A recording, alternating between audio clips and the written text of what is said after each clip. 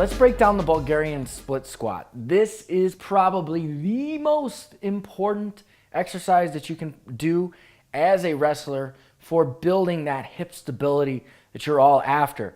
Hip stability is incredibly important. We keep talking about upper back stability, hip stability. It's incredibly important because you don't want that other wrestler to be able to control your movements. And this exercise is one of the best exercises that you can do to build up that strength in the lunge position, and more importantly, that lunge and hip stability. Now, this exercise is programmed in your intermediate and advanced programming on your lower body repetition day.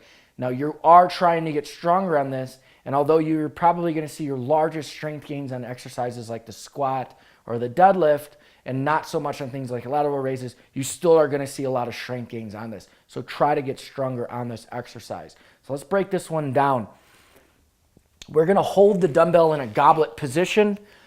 We're going to use a box similar to using like a hip thrust box. If you don't have a box, a lot of gyms also have a Bulgarian split squat apparatus, which has a pad that goes across and you rest your foot on. If your gym doesn't have either a box or that apparatus, you can also use a bench. A bench isn't ideal, but it'll work just fine. So let's get in this position. One foot's going to be elevated. We want our feet in a lunge position in the sense that they aren't way over and split across. We are pretty much in a straight position, one forward in front of the other. From here, we're leaning back, putting pressure on both legs. We have a good base and stability on our foot on the floor. And from there, we are leaning forward slightly because we're maintaining neutral spine. If I'm leaning back, my lumbar or my lower back spine is going to be slightly arched. We don't want that. We want to maintain neutral spine.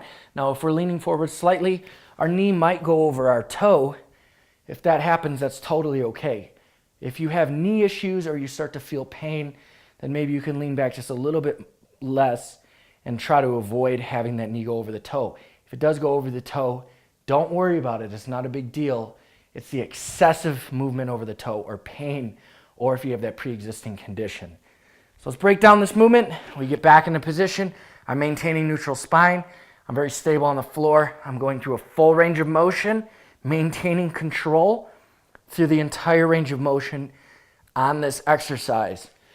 Once again, like I said, the most common mistake is leaning back and dumping into the low back.